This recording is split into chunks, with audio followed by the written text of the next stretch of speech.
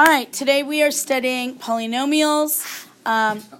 You can create your thing, say it's 5.9, and we are doing multiply polynomials. And you can put your homework right here, page 242. Also, we have to write a date. Okay. So, when you begin your notes, we're going to skip this for right now. We'll come back to it tomorrow because it's a short day. So, the first part I want you to do in your Cornell Notes, we'll call this, after you put your title, we'll call it a warm-up. Okay? We'll call it a warm-up, and I want you to do this. We are multiplying the polynomials. So we'll start with 3 times x plus 4. Okay? And then you can do 2 and 3. Pause the recording and do the 3 warm-ups right now. All right, let's check our work. Now, I want to first start by saying, look up here. I want you to notice, this is my pet peeve. Ready? I hate when kids are doing this and they just draw this right away. It's like they're drawing that because they think it goes with this expression. Don't draw that little swooped arrow, okay? If I'm going to multiply 3 times x, write down the term. Then do the second swoop. Do you understand what I'm saying? 3 times 4 is plus 12. But I have kids doing this. And they swoop it, and they swoop it, and then they write 3x plus 12. We're doing that, the arrow, to remind us to do that term. And if you have more than 2 terms or 3 terms or 5 terms, and you might forget something, so each time you draw that line, it's a reminder to write that term down. Yes? Do we have to draw this one? No, but as you get longer, you just want to make sure that you're remembering. Okay? All right. Next one. Next term. Can you tell me, Dakota, what would I do first? 2a to the second minus 10a. Perfect. Okay, 2a to the second. So I'm multiplying. I get 2a to the second power. And here I get minus 10a. Okay, now notice, k is to the first power here. So right here, Cameron, what does that become? To the third. Oh, 12k to the third. 12k to the third. Keep going, Cameron. Plus 24k squared. Good. Keep going. Minus 18k. Minus 18k. Okay, so basically what we're doing here is we are multiplying monomial times binomial. Monomial times binomial or polynomial, whatever you want to call it. Monomial times a trinomial or polynomial. Is everybody understanding that language? Yes. Yes. Wait, after 2 terms, binomial, 3 terms. So it's basically using the distributive property, okay? So now, instead of a monomial times a binomial or a monomial times a polynomial, we're going to be multiplying 2 binomials. It's just double distributing. So when I start with my x times 2x, what do I get? Somebody go, Carter. Oh, do we make another line? Oh, sorry. Yes, you're right. So here we are. And we're going to write, call this multiply polynomials. And then you get, And then you're writing down x plus 5 times 2x minus 3. Okay, so while I'm doing that, what would I get? 3x squared. No. I'm multiplying x times 2x. What's the coefficient of x? 1. 1. So So you get 2x squared. we get multiply coefficients. So 1 times 2, but with our exponents, they really get added, right? When we multiply exponents, we really add them. Next. What am I doing? Go. Okay. So I've multiplied x times 2x to the first, and now I'm going to multiply x times negative 3. What is that, Carter? negative 3x. Good. Okay, next, David. Um, I'm going to multiply this second term, 5, yep, times 2x. And what does that come to? 10x. Plus 10x. And now I'm multiplying 5 times negative 3, and that makes, keep going, David, 15. negative 15. And we add them all up, and we end up with 2x squared plus negative 3x, positive 10x makes 7x minus 15. Now, when we are doing this, you could have easily just written it like this, 2x squared, right, minus 3x, and then you could have added this plus 10x right here, and then minus 15 to get 2x squared plus 7x minus 15. Okay? Questions? Yes. So my point is, I don't care if you put them next to each other or vertically put them on top of each other. The final answer is this. Yeah. Why can't you just add the 7x and the 2x to the second? Because they're not like terms. We can multiply unlike terms. We cannot add them. Remember, I have 2 of these. Look at here. I have 2 of these big x squared blocks, and we have 7 of these. They go in different piles. Does that make sense? So we can't add and subtract unlike terms. We can only multiply unlike terms. Okay? All right. Moving on. So we call this double distributing. I'm not going to teach. Whoops. Okay. I want everybody, Are we going to do the vertical method? No. Okay. Now, I want everybody to, your next note is going to say binomial squares. And you're going to do x plus 3 squared, and I want you to multiply that out. Go. Pause the recording. All right, who thinks they have the answer? Who thinks they have the answer? Okay, Cameron, what is it equal to? X squared plus 9. X squared plus 3 squared, right, or plus 9? What do you think? Agree or disagree? Disagree. Agree or disagree? Agree. Okay, well, you're all wrong. Thank you. I disagree. Didn't you think that when I'm asking that question that it's suspect? Okay. Now, really, it's not equal to x squared. What you're trying to do is distribute that exponent, and we don't distribute exponents.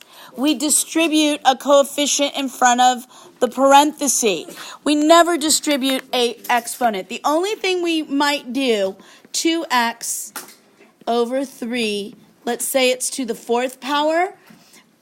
Everything in the parenthesis is to the 4th power, right? But it's not over a plus sign. Do you understand? We never distribute an exponent over a plus sign. So if it was What like does this really mean, do you think? X? Oh, because it's 2 terms. Oh, I get it. What does it really mean? X plus 3 squared. I need it clearer. I need you to say it another way. Yes. X plus 3 2 times. 9. Go? X plus 3 times 3. No. X plus 3 in parentheses times x plus 1. Yeah, the quantity of x plus 3 times the quantity of x plus 3. It really means the binomial is squared. Does everybody understand that? Do you know how many people are going to make? I will tell you that 50% of my students make this mistake throughout the year.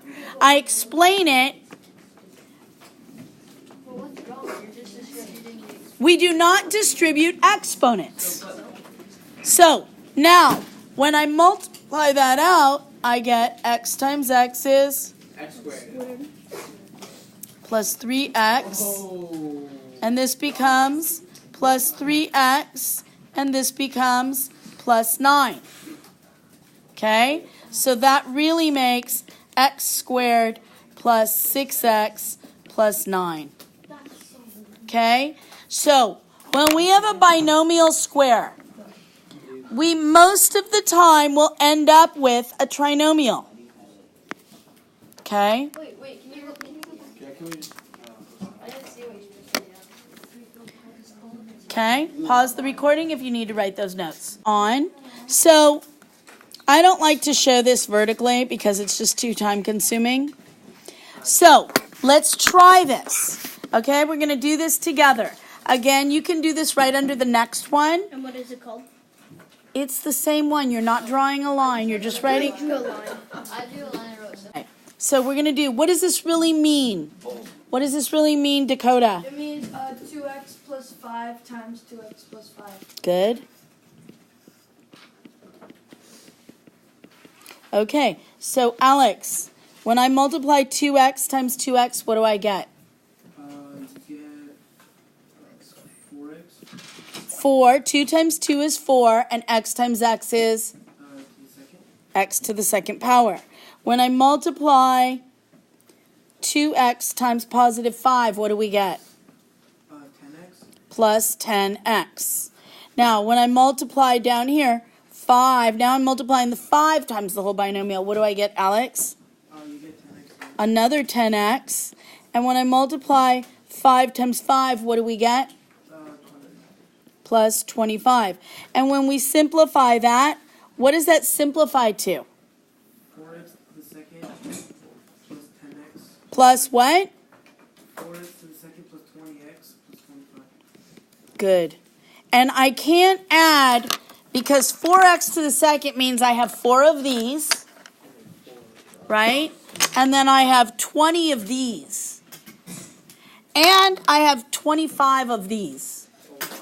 So none of these go together. All right. Pause, and I would like you to do number 2.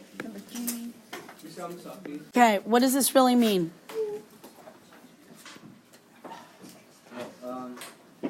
9x, Before that, what does it really mean? What's the first step? 3x minus 4 plus 3x minus 4. Not plus, times 3x minus 4. Okay, so when I multiply, distribute the first term. Okay, so when I distribute here, what do we get? 9x squared 9x squared. Okay, when I distribute here. minus 12x Okay, when I distribute here. Minus what? 12x again And then keep going. plus 16. Plus 16. Final answer is 9x just squared 24x plus or minus? plus minus Minus, because I owe $12, I owe $12. I owe $24, right? 24x plus 16. Okay, now my question to you. Do we see any kinds of patterns? Look at this and tell me if you see any kinds of patterns. Julia, why don't you start? There's like the same. There's like 2 x's of the same kind, like 10x and 10x and negative 12x. Right, so both times we're noticing we see 2 of the same term. That's when we're multiplying the inside terms and the outside terms. The inside term and the outside term, right? What else do we see every time? Yes. Actually, first of all, it was for all 3 of the questions. I'm asking, give me one thing. I didn't ask you to give me one pattern. Also, there will be like an x squared. Right. Notice when I have a binomial times a binomial, and there is an x to the first power, we end up with a x squared term. That has a special name. It's called a quadratic term. Okay? Okay? Go, Ayla. Every answer ends up in standard form.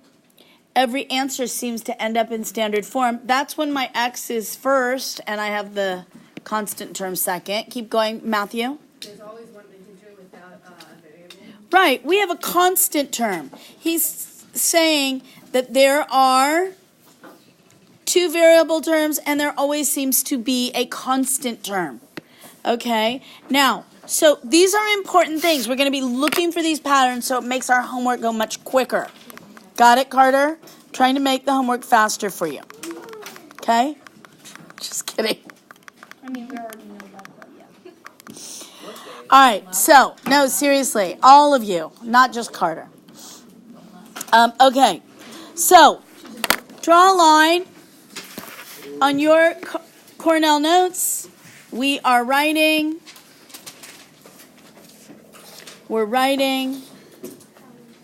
multiply two binomials equals a trinomial. Okay, so this would be something like, and then we're going to put this here, whatever it equals. Okay? Okay, you're going to follow my notes. Do you understand? Okay. What?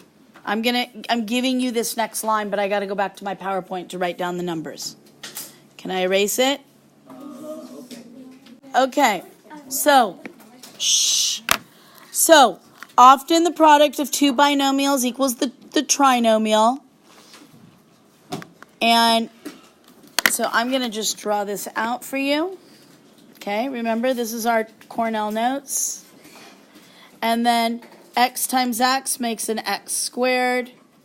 I've got the x times negative 5 is negative 5. I'm going to say it's negative 2x. I'm going to just do it really quickly. And then minus 15. Got it? I'm going to show you how I do it really quickly. It's basically I'm just double distributing very quickly.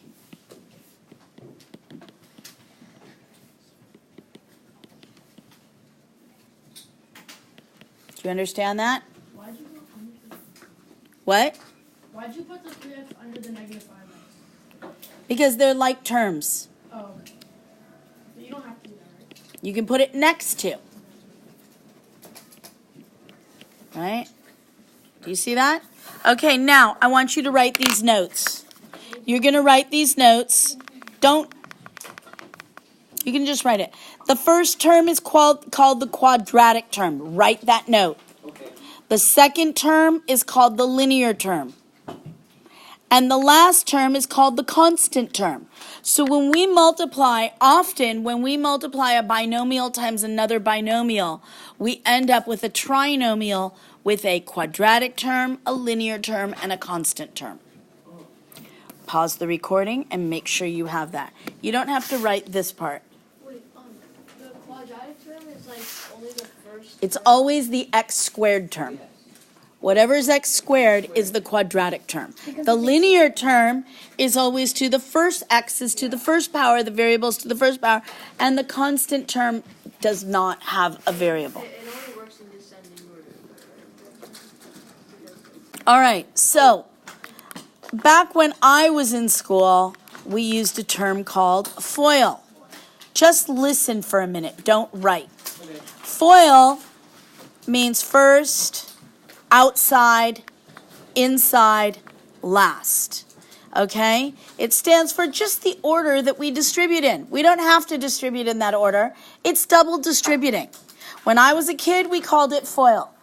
But we have so many younger teachers, and they don't like that terminology because that really limits you to binomial times binomial, as opposed to just distributing everything in the first polynomial to multiply times the second polynomial. So what do we mean by FOIL? We're talking about the first terms. You're looking the first terms. So that's x times x. Or the last terms of each binomial is 3 times negative 5. Or the outside terms are the x and the negative 5. And the inside terms. Okay? Isn't that what we just So the inner terms, yes, it's basically all the same. So let's try it. The first terms, what do they multiply to? X squared. Not 2x squared, it's x times x. Okay? Outside terms, what are they? 5 and negative x. Negative 5x. Negative 5 and x, and it makes negative 5x. Inside terms multiplied to? And last terms multiplied to? Good. And we add it all together and we get x squared. Minus 2x minus 15. Okay? So if you want to add FOIL to your Cornell Notes, it's the same thing as what we just did. Yes. You can write FOIL. Put it up here. Instead of try, you're going to write FOIL. And that means first, right here.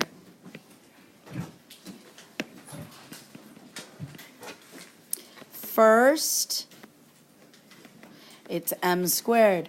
Outside is m times 6, right? 6m. Inside is 3 times m, 3m. And last is last of each binomial.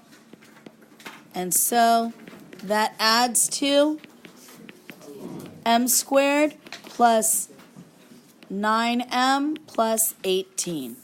It simplifies that. Do you need to write all that? You can go right to this. Okay, now I want to show you something even faster than FOIL. You really should be able to do this mentally. I'm going to show you, especially when you have a binomial times a binomial and it's to the first degree exponent. What should we call this one? Okay, you're just going to you're going to do this mental math. Just watch. Tell me, everybody's eyes are on me, if you can figure out the pattern.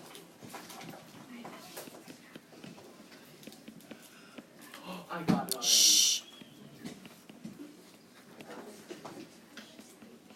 Okay, let me know if you see a pattern. I know. Okay, let me start with Carter. So what you can do is you can Give me one pattern. you can add the two constants. And you get, what do you get when you add the two constants? Okay, what do you get? You get 11. We get in any term. I'm looking for a general pattern. Oh, you get We get the coefficient of the linear term. Stop. We're not done. We're finishing this. Stop. So, when we add the constant terms, it becomes the coefficient of the linear term. How do I get the last term? Rami? When you add the inner term on the left one, like 2, and then the last term on the right one, so 2 and 8 when you multiply. Yeah. Okay, I'm in the first one. Clarify, what? So the inner term on the first one, the 2, you multiply. I'm on the first, number 1. Yeah. Sorry, the 7, and then you multiply that by. So when we multiply the constant terms, you are not done. Do not fold up your book. I will keep you for 10 minutes if you extend this. Okay, so the inner term